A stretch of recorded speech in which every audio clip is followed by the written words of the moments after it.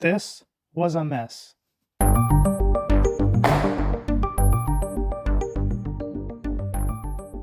The Legend of Zelda timeline is rather complicated, but there are 5 main points of interest that we will be focusing on to get a proper understanding of how the Zelda timeline functions.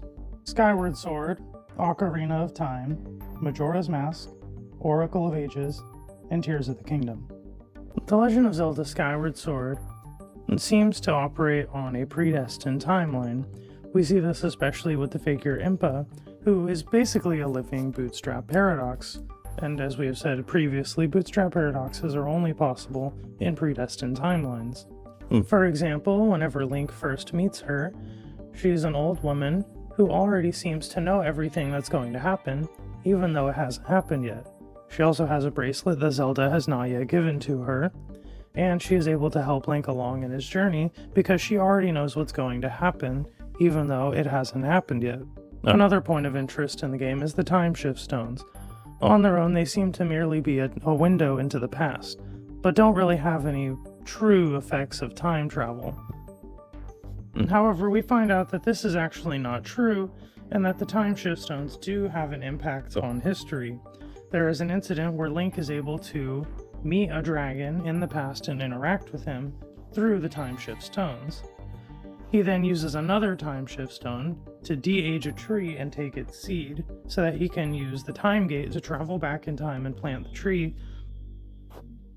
He then returns to the present and is able to collect the fruit from the tree now that all the time has passed. He then takes that fruit from the tree and gives the fruit to the dragon so that it will not die of the disease, which allows it to continue to live. There are 2 main problems with this.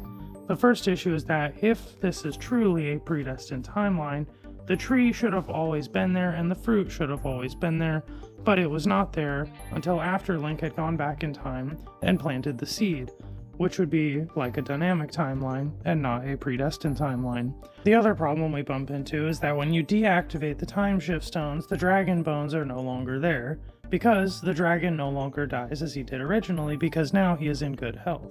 Again, if this were a predestined timeline, the dragon would always die, and the bones would be there regardless of you healing him, or it would be the other way around, and it would be that the dragon bones were never there because he was inevitably healed. So we see that the timeline is not entirely predestined, as the timeline actually changes based on these events. A lot happens in Legend of Zelda: The Ocarina of Time, therefore we're going to try to keep things in order. Initially, Link pulls the Master Sword, and it causes him to jump forward in time 7 years, accelerating his age while still removing him from the timeline for a 7-year period. There's nothing too significant about this. We've already talked before. Jumping forward in time doesn't have any real impact on time because you're just moving forward in time faster than everybody else. However, later on, he finds out that it's necessary for him to return to the past, and he learns that he can use the Master Sword to go back to the point shortly after he disappeared when he initially pulled the Master Sword. This is where we start to realize how the timeline operates. Before leaving, he learns something called the Song of Storms, and he learns this from an old man who says that a kid taught it to him 7 years ago from a boy in green clothes with an ocarina. Link learns the song from the old man and then goes back in time with the song and plays it at the windmill, causing it to break in the past, which then causes the well to drain so he can access the well and continue his mission. The reason any of this matters is because we see 2 major things. First, we see a bootstrap paradox. The old man learned the song from Link, and Link learned the song from the old man. So we actually don't know who originally wrote the song. And as we've covered before, bootstrap paradoxes typically only occur in predestined timelines. We see that this is also consistent with other things that happen. Whenever Link is in the future, the well is already empty, and the windmill is already broken. It's as if Link has already traveled back in time and caused these events to pass, even though from his perspective it hasn't happened yet. This is typical in a predestined timeline. The only exception to this so far is that there are these magic beans that, if are not planted in the past, require you to go back in time to plant them so that they will be there in the future. Technically, if it's a predestined timeline, they should always be there, and whether or not you plant them in the past shouldn't really change anything. When Link returns to the future, he continues his quest and is successful. Afterwards, Zelda plays the Ocarina of Time so that she can send Link back to the past so he can regain the years he lost as a child, while also stopping Ganondorf from enacting his scheme before it happens.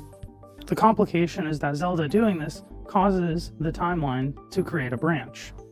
Based on the events of everything up until now, this branch shouldn't have happened. We also see another anomaly. For some reason, alternate timeline has come into existence where the hero fails to kill the villain. However, this does not have anything related to time travel, it simply comes into existence.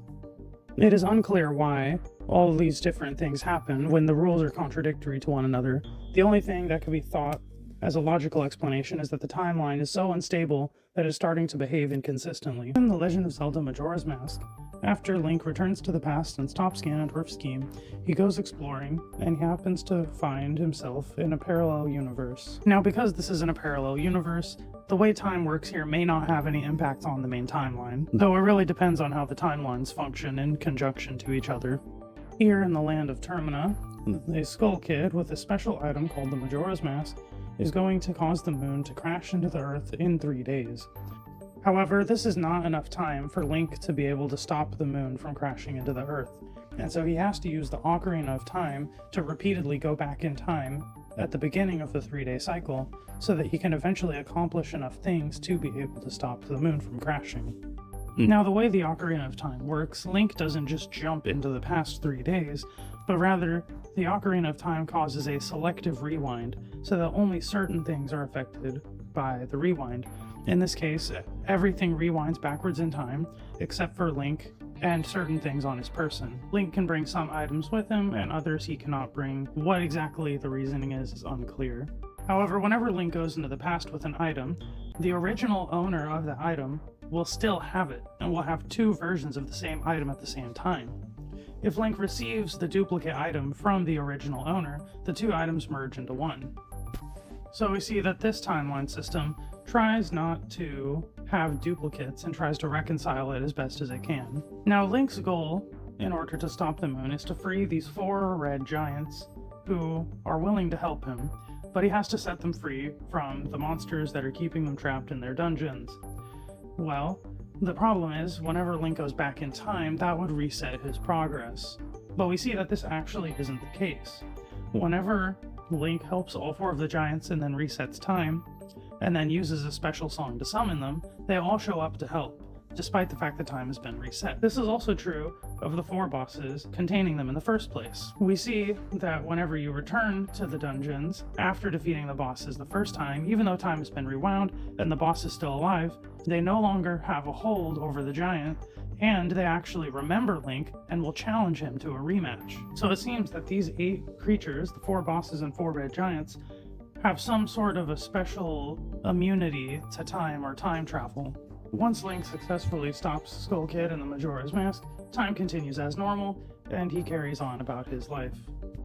Overall, Majora's Mask seems to operate on a dynamic timeline, with the time travel system being a rewind rather than a jump. In The Legend of Zelda Oracle of Ages, a sorceress named Verin goes back in time to alter history to their liking. The immediate consequence of this is that a bunch of things in the present start changing. People disappear, and other people turn to stone. It is said that the timeline has become unstable due to Verin's interference, and this may be why there are inconsistent consequences in the present. We can tell that this is a dynamic timeline system because things that happen in the past affect the present, such as the people disappearing or turning to stone. We also see this whenever Link goes to the Maku tree for advice on how to handle the situation, and the Maku tree disappears because something has happened to it in the past. Link then has to go back in time and save the Maku tree in the past so that it will be restored in the future. These are just a couple of examples, but most of the events play out exactly like this. However, there are some exceptions that point to a more predestined system. For example, there's an incident where Link receives a vase from a Goron in exchange for some food. Whenever Link has this vase, he goes back in time and he meets the Goron's ancestor,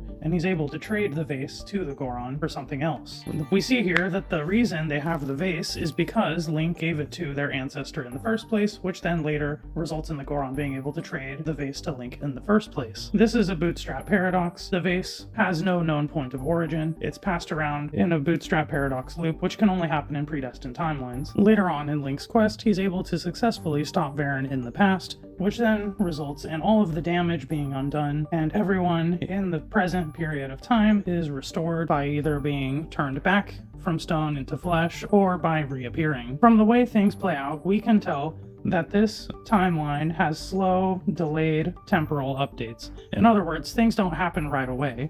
If things were to happen right away, the entire future would have been rewritten as soon as Varen had gone to the past.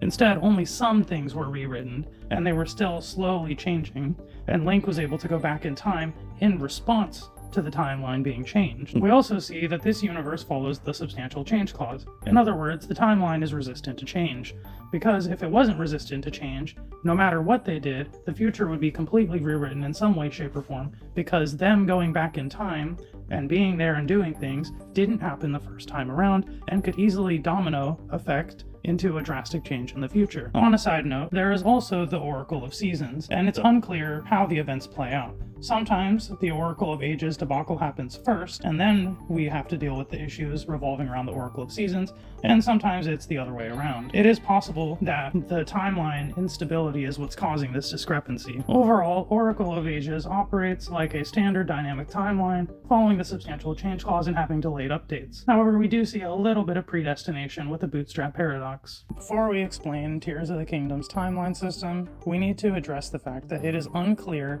how the Wild Era is connected to the rest of the Zelda timeline. The only thing we know for certain is that it takes place after all of the previous timelines, but it's not clear how it's connected.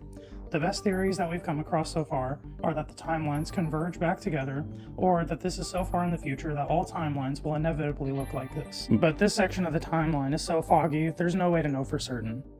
In Legend of Zelda Tears of the Kingdom, Link and Zelda explore underneath Hyrule Castle, and they unintentionally awaken Ganondorf. Ganondorf destroys the Master Sword, and the structure around them starts to collapse, and as Zelda falls, she is taken back in time. Link continues his adventure on his own for a while. Zelda calls Link to send the Master Sword back in time where she is, where she then mends the Master Sword. Later on in the past, she consumes a secret stone, which allows her to become an immortal dragon and protect the Master Sword while it mends over time. She does not travel forward in time by any special time travel means, she simply goes through time like a normal person would. Now, what's interesting about these things is that Zelda traveling back in time and the Master Sword traveling back in time didn't change anything. Everything happened as if these two things traveling back in time already happened. This is why, whenever Ganondorf wakes up, he already knows what the Master Sword is and who Zelda is, because he already encountered those things in the past, even though from Zelda and Link's perspective,